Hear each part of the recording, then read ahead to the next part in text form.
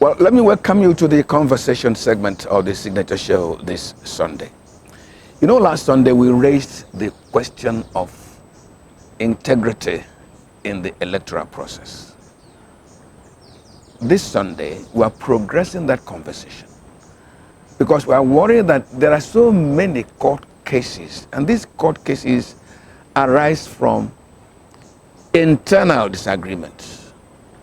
That is, a candidate is contesting the way he or she was treated in the process that led to the emergence of his candidature.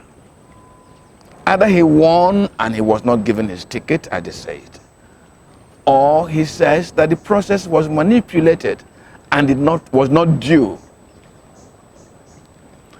Also this Sunday, we're looking at the bigger issue of manipulation in the real election.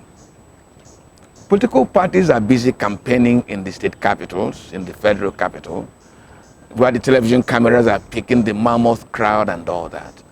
And INEC is telling us to be sure that we stick to the issues. But there are fears already being expressed by even some of the candidates themselves. And that is that elections are conducted for the cameras, for the media, in the urban centers, in Abuja, in Lagos, in Ibadan, in Ilorin, in Kano, in Gusau, in Owerri, Abakaliki, Enugu, Uyo, Benin, Calabar, for the cameras to pick. Port Harcourt, Bayelsa. But that the real manipulation of Nigeria's electoral process is in the rural communities, where figures in their millions appear on election eve.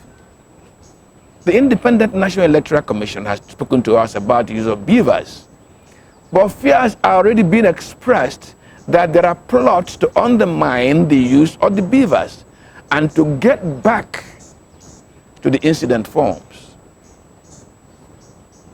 President Muhammadu Buhari has promised us free, fair, transparent, credible election. INEC says it's doing everything to deploy technology to be sure that elections are fair. But the political parties are developing what they call structures which head to the rural communities. What are those structures? Are they machineries for campaign to convince the electorate on issues based on which they should vote? Or are they rigging machines to undermine the real outcome of the election? Working from answer to the question. This Sunday afternoon, I have a young man, and we invited him out of his personal experience. I have Chris Ogbu. Chris Ogbu is a member of the PDP, but he just come out of the burning furnace, as it were. He won his election in the process of becoming the candidate of the PDP for the Idato South state constituency of Imo State. He won. The system said he did not win. He went to court, and the court had just said he won. So he has his personal experience. Does he have an insight on how these things are manipulated in the rural communities? Does he have a fear? Does he have a suggestion? Does he have a demand to make on the institutions, both on INEC, the police, and other security agencies? He's my guest this afternoon. Chris Ogbu, you're welcome to the conversation. Chief, thank you for having me. Great. Chris, you see the way I ran through the whole spectrum of our challenges. But let me first congratulate you on your victory. Thank you, Chief. How does it feel that you win an election and the system that has rules decides to undermine its own rules to produce its candidate? How does it feel? Chief, it's highly worrisome. Worrisome in the sense that when a young man is going into the process, and we are meant to believe that democracy is all about the people, the will of the people, the wish of the people to count. It's worrisome that a young man like me went into election. We were 5 that contested that very election. And the result of that very primary election reflected us. I, Chris Ogbu, had 20 votes. The closest runner, 13 votes. 2 others, 2 votes and 1 0 vote. But, Chief, before I could know what was happening, an electoral panel, a P panel, was sent to Imo State without my consent, alleging that I, Chris Ogbu, and the Kengo Gochiere, and one Dr. Rufus Omire, former member of the National Assembly, that we all kidnapped delegates and quartered somewhere.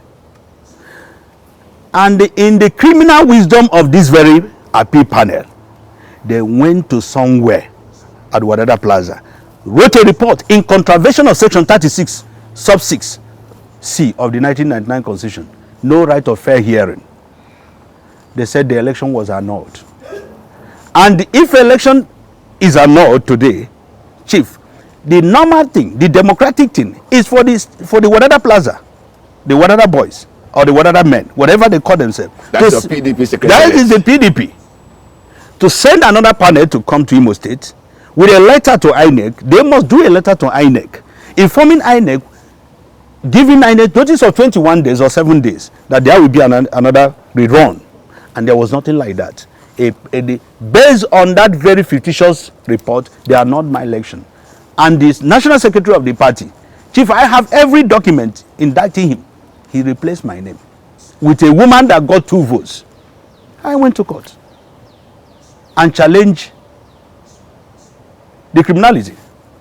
In line with Section 29, in line with Section 30, Section 31, 32, 33, in line with Section 84 of the 1999 Constitution as amended. Did you know that the letter they forwarded to INEC nominating a woman that had 2 votes, the national secretary said that based on the report of the consensus, based on the consensus arrangement made by some of the people I defeated, that he is therefore returning that woman as the elected candidate of the party in violation of Section 84(9). 84(9) states that no candidate, when consensus will take place, all declared aspirants of that very party must come in writing to indicate that they are withdrawing for a consensus candidate. And Section 10 said, where one of them refuses to write for that consensus arrangement, the party shall adopt the procedure of direct or indirect election. There was nothing like consensus. And also Section 10, also 11 said, whereas a candidate is nominated or elected or nominated as a consensus candidate, there must be a special conference or congress ratifying such candidate. Nothing of this nature took place in my own case. Overnight, whatever men changed my name, substituted my name. I went to court with 15 prayers, and the trial judge looked at the whole thing. Did you know a senior advocate who defended the woman could not avail any material evidence to substantiate that the alleged woman won the election? It was the trial judge threw out the whole thing. It's worrisome that democracy is on trial. It's worrisome that the attitude of these boys at Wadada or men at Wadada Plaza is impeding democracy. Let me interject here. It doesn't seem to be peculiar to the PDP. 1 or 2 candidates known to me of the APC also won their elections.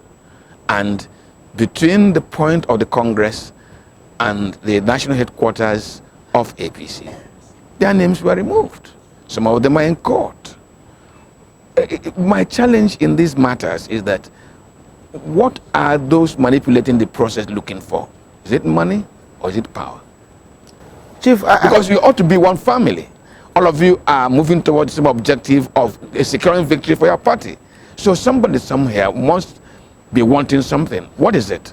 During our transition program, the transition process during Ibrahim Badamosi's era, Professor Momori made a statement. He said there will be no way Nigeria will get an enduring democratic experiment without the establishment of a Center for Democratic Studies. Center for Democratic Studies. Yeah, are you politicians? Are you studying in that center now? Oh yeah, definitely. But, Prof, I'm a PhD holder. Good. I'm in final year law. Good. So the essence of politics is not to enrich your pocket. No. It's to good. But it doesn't seem that all they are studying in that center are paying off since the system still experiencing this kind of thing. Prof, there is no center for now that is educating anybody. The only center that is educated is the structure of collective criminality in all the political parties. They have so much entrenched the structure of collective criminality that what that structure of collective criminality does is to enrich their pocket. They collect money, they enrich, they remove whoever they want to remove. Until the system, until whoever that is the president, either from the era of President Ibrahim Muhammad Buhari to the incoming president, whoever, begins to arrest all these guys in order to save our democracy, we will not have peace. I wish that we'll have peace, but let us look at the bigger challenge. The Independent National Electoral Commission has consistently, at least in this current political era, said that issues should drive all the campaigns. In my introduction, I said, if you watch the TV, you see PDP, APC, Labour Party, other parties inaugurating their councils, being obedient, and all that mammoth crowd all over the place for the television cameras. And these are supposed to reflect what the next election is likely to produce. The challenge I have is that every time elections have come in Nigeria, there have been mammoth crowds in the city centers. But when results are called, the big figures come from the rural communities. And therefore, it appears to me that the manipulation of the process may not be before the TV camera. It is in the rural communities. What are you people doing, therefore, to address rural community political manipulation? That is one. What demand are you making on INEC to say, look, here is where the challenge lies? What are you doing? And what demands are you making of the security institutions to tell them that uniforms in the cities may not solve the problems, that need to put an eye in the rural centers? Chief, thank you for this very question. You see, the greatest thing this present government, I'm not a supporter of Muhammadu Buhari, but the greatest thing this government did is the electoral reform of 2021. Without the electoral reform of 2021, I don't know where this democracy would be.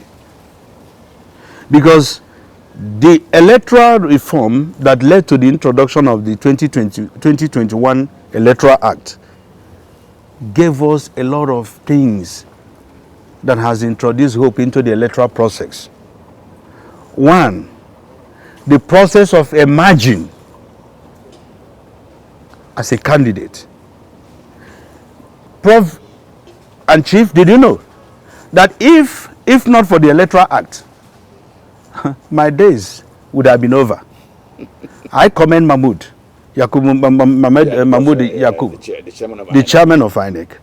And I'm saying that Nigerians must do everything humanly possible to protect him. Because most of the internal contradictions, the bourgeois comprador, the terrors in the political parties want to stampede him out of the office so that they can use incident form to rig. And that is the reason why yesterday we had a press conference intimating, highlighting, and also alarming, giving Nigerians the notice that this man, they want to remove him for having the gut to introduce the Electoral Act, electoral reforms. Now, back to the rural area. You said, what are we doing? We are doing a lot. We have initiated, developed a process by which we are going to check most of these SSCs of these criminal elements are in all the political parties to rig.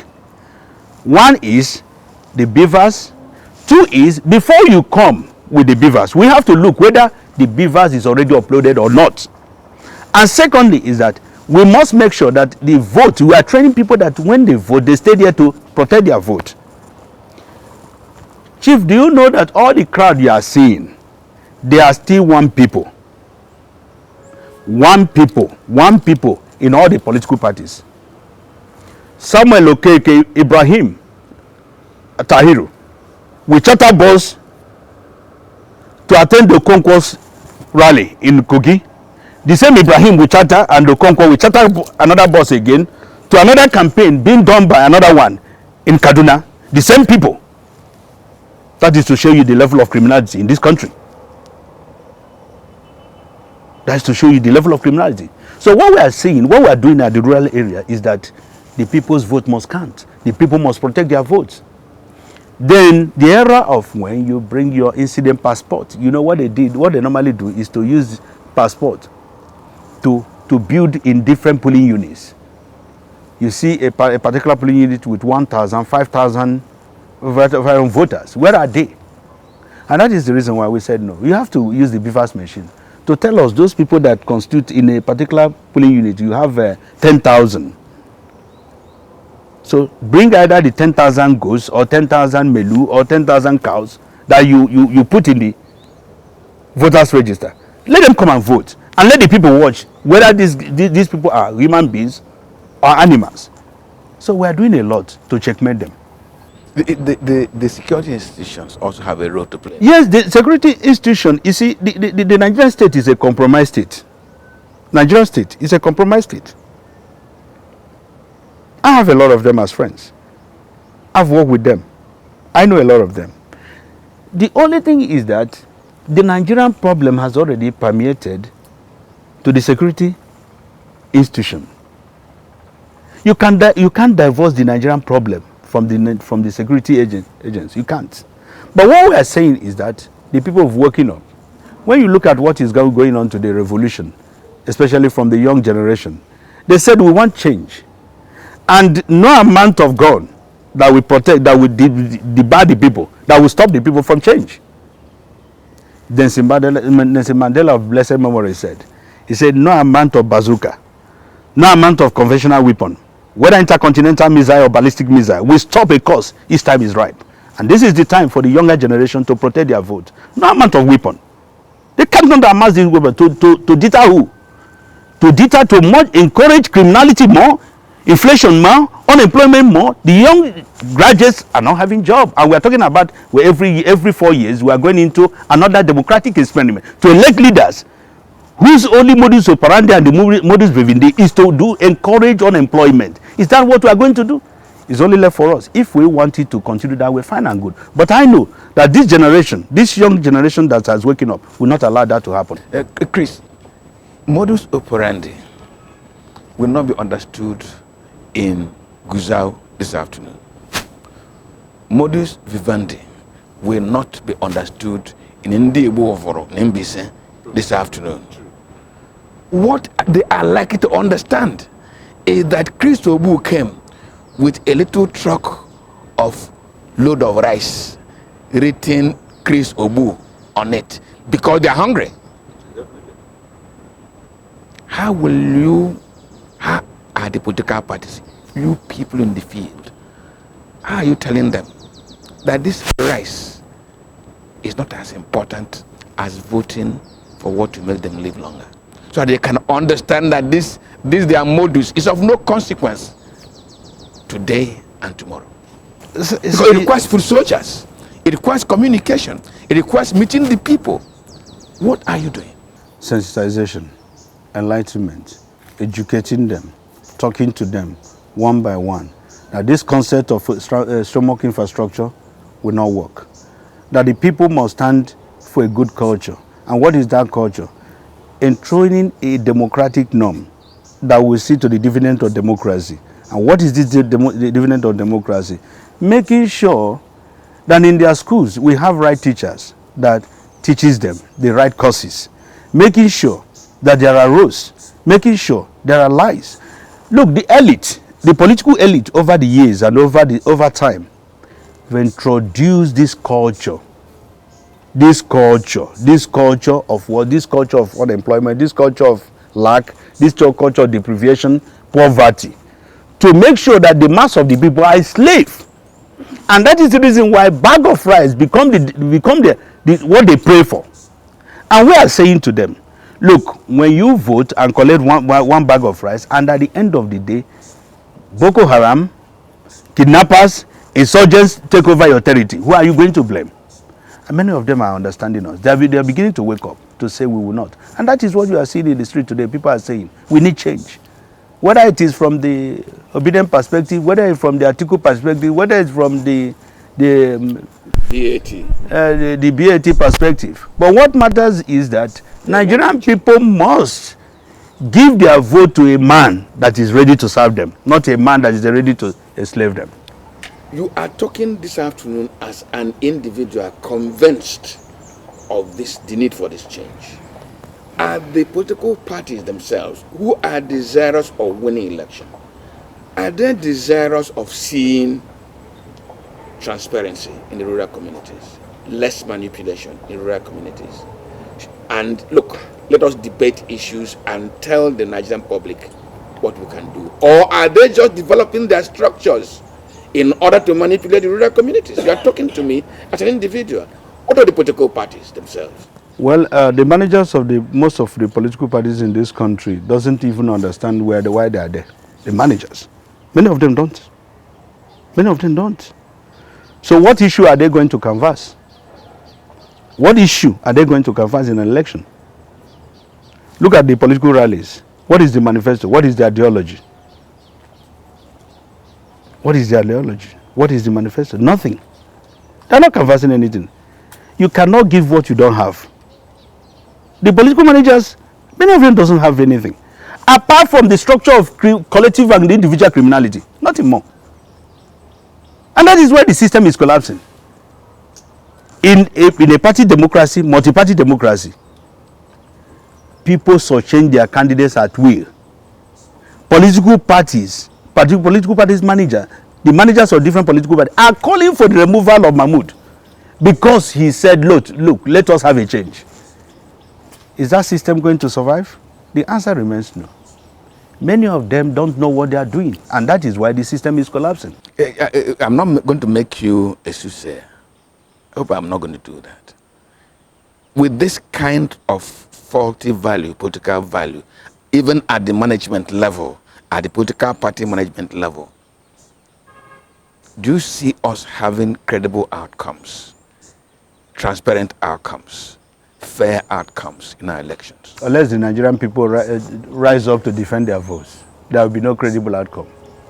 If you and I refuse to guide your vote, the buccaneers will always buccanize the votes. The political buccaneers, they will always buccanize the votes. I'm telling you the truth. You and I must rise up to do what? To say no. Well, I'm past the age of revolution. I cannot engage in a street fight. I don't even have the energy any longer.